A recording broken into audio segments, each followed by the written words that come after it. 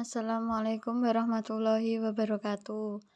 Saya Siti Fatika dengan NIM 211420012 ingin memaparkan tentang analisis penggunaan campur kode komentar warganet dalam media sosial Facebook. Pertama yang akan saya paparkan yaitu tentang pendahuluan. Salah satu media komunikasi yang perkembangannya sangat pesat dewasa ini adalah media internet. Media ini sudah merambah ke berbagai lapisan masyarakat dan sudah menjadi kebutuhan masyarakat dalam menjalankan aktivitasnya sehari-hari. Berbagai layanan informasi bisa disampaikan melalui media internet yang lebih dikenal dengan sebutan jejaring media sosial, misalnya Twitter, Facebook, Line, dan WhatsApp. Merupakan beberapa contoh layanan media sosial yang berkembang saat ini. Melalui beberapa jejaring media sosial tersebut, masyarakat dapat berkomunikasi secara lebih mudah dan lebih cepat, sehingga tingkat pemakaian di masyarakat cukup tinggi.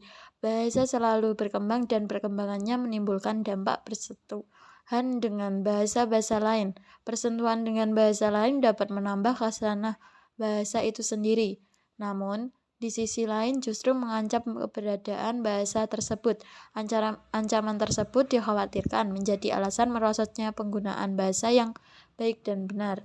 Maraknya tayangan dan media berbahasa Inggris menyebabkan penggunaan bahasa asing semakin menjadi di bagian dari kehidupan masyarakat saat ini. Dampak dari serbuan bahasa asing terlihat dalam penggunaan bahasa pada media sosial, salah satunya yaitu media sosial Facebook. Dan selanjutnya saya akan membahas kajian pustaka. 1. Campur kode. Campur kode merupakan terjemahan dari istilah kode mixing dalam bahasa Inggris. Nababan 1993 menjelaskan campur kode adalah suatu keadaan berbahasa lain, yaitu bila mana orang mencampur dua atau lebih bahasa atau ragam dalam suatu tindak berbahasa, speak atau discourse. Tanpa ada sesuatu dalam situasi berbahasa itu menuntut percampuran bahasa itu dalam keadaan demikian, hanya kesantaian penutur atau kebiasaan yang dituruti. Alih kode dan campur kode memiliki kesamaan dan kadang sulit untuk membedakannya. Char dan Agustina tahun 2010 menjelaskan di dalam campur kode ada sebuah kode utama atau kode dasar yang digunakan dan memiliki fungsi dan keotonomiannya, sedangkan kode-kode lain yang terlibat dalam peristiwa tutur itu hanyalah berupa serpian-serpian saja tanpa fungsi atau keotonomian sebuah kode. Peristiwa campur kode ini tidak dianggap sesuatu kesalahan dan mungkin memang diperlukan. Gejala ini ditimbulkan dari seseorang penutur yang dalam berbahasa Indonesia banyak menyelipkan serpian-serpian bahasa di daerahnya. Dan selanjutnya latar belakang. Terjadinya campur kode menurut Suwito pada tahun 1985.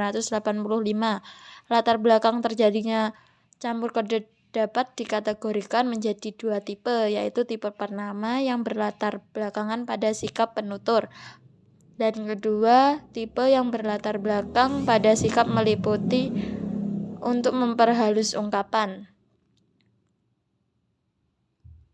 Dan untuk menunjukkan kemampuannya, perkembangan dan perkenalan dengan budaya baru, tipe yang berlatar belakang pada kebahasaan, tipe yang berlatar belakang pada kebangsaan meliputi lebih mudah diingat, tidak menimbulkan keharmoniman, keterbatasan kata, akibat atau hasil yang dikehendaki. Sedangkan menurut Nababan, campur kode terjadi karena kesantaian atau situasi informal, tidak ada ungkapan yang tepat dalam bahasa yang sedang dipakai itu, sehingga perlu memakai kata atau ungkapan dari bahasa asing.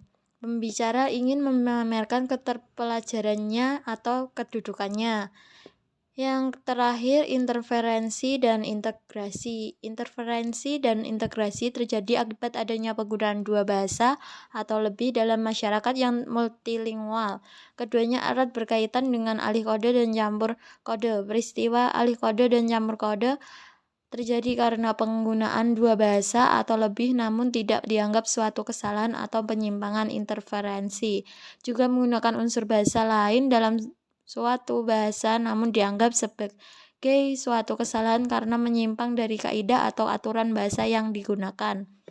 Penyebab terjadinya interferensi adalah terpulang pada kemampuan di penutur dalam menggunakan bahasa tertentu sehingga dipengaruhi oleh bahasa lain. Biasanya interferensi ini terjadi dalam menggunakan bahasa kedua, B2, dan yang berinterferensi ke dalam bahasa kedua itu adalah bahasa pertama atau bahasa ibu. Menurut Char dan Agustina 2010. Sedangkan integrasi adalah unsur-unsur bahasa lain yang digunakan dalam bahasa tertentu yang dianggap sudah menjadi bagian dari bahasa tersebut, tidak dianggap lagi sebagai unsur pinjaman mau pungutan ataupun pungutan. Menurut Cakey dalam Char dan Agustina pada tahun 2010.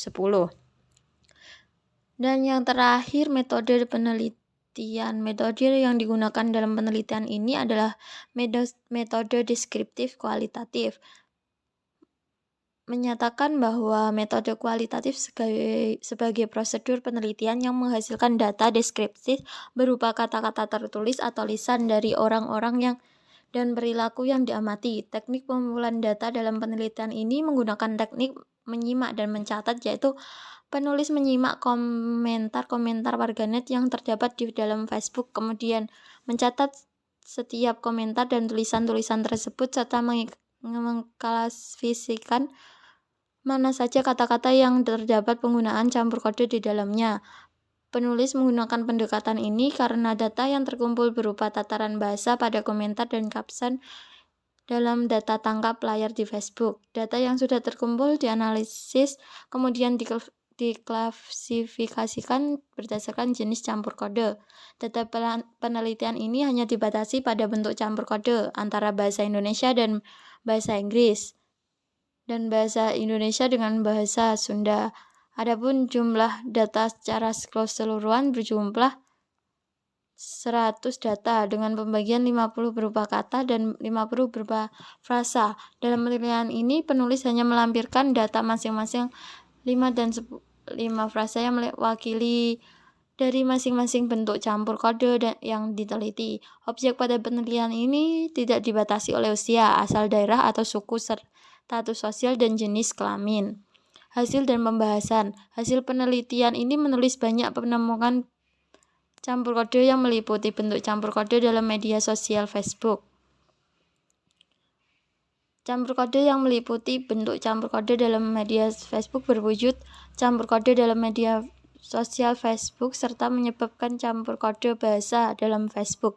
Satu bentuk campur kode pada media sosial Facebook data tangkap layar screenshot terjadi apabila seorang penutur menggunakan sesuatu bahasa yang dominan mendukung suatu tuturan disisipi dengan unsur bahasa lainnya. Seperti contoh, we love Monday, have a nice day. Datang ke tempat baik, bertemu orang baik, dan menghasilkan hal baik. Frasa bahasa Inggris dan bahasa Indonesia. Terima kasih atas support dan doanya. Kata bahasa Inggris dan Indonesia. Happy wedding semawa selalu. Frasa Inggris dan bahasa. Be good woman, jadilah manusia pembelajar. Frasa bahasa Inggris dan Indonesia. Titip save foto ini. Kata aneh. Bahasa Inggris dan bahasa Indonesia. Bentuk campur kode dalam contoh data di atas adalah dalam bentuk kata dan beberapa kata dan frasa pada tabel data 1. Semua contoh menggunakan bahasa campur kode warganet di Facebook. Menggunakan campuran dua bahasa, yakni antara bahasa Inggris dengan bahasa Indonesia.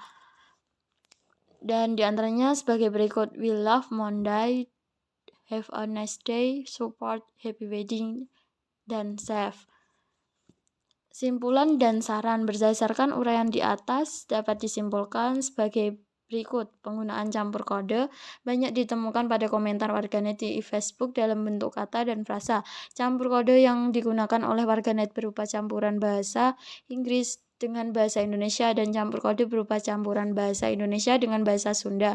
Penggunaan campur kode yang terdapat dalam data di media sosial selain bentuk dan jenisnya, ditemukan pula faktor-faktor apa saja yang menyebabkan terjadinya campur kode. Faktor-faktor tersebut diantaranya 1. Latar belakang pengguna, 2. Keterbatasan kode, 3. Tujuan atau tertuan persuasif, dan 4. Bergengsi. Bentuk data campur kode yang paling banyak ditemukan pada teks layar di media sosial Facebook adalah campur kode yang didominasi oleh faktor maksud dan tujuan tertentu. Saran diharapkan pada penelitian selanjutnya membahas campur kode yang di dalamnya mengandung multilingual atau penggunaan lebih dari 2 bahasa, objeknya pengguna bahasa daerah lain selain bahasa tersebut. Berikutnya dibahas lebih bervariasi lebih dalam lagi tentang makna atau tujuan campur kode, serta penggunaan bahasa kode dalam bahasa daerah lainnya dalam media sosial selain Facebook. Terima kasih paparan dari